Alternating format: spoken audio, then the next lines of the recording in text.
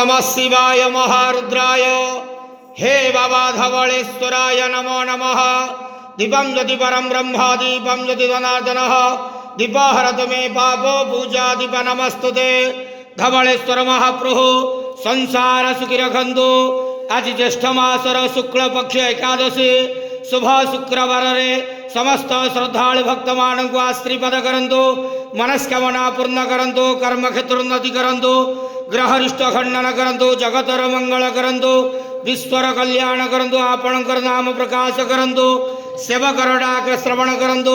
समस्त गुआवसा भक्त मानकर मनस्कामना पूर्ण करंतु। बाबा धवलेश्वराय नमो नमः। संसार सुखी रखंतु आनंद के वार। हरि बोलो। आज एकादशी शुभ शुक्रवार रे समस्त श्रद्धालु भक्त मानंको आशीर्वाद करंतु आनंद के वार। हरि बोलो। बाबा धवलेश्वराय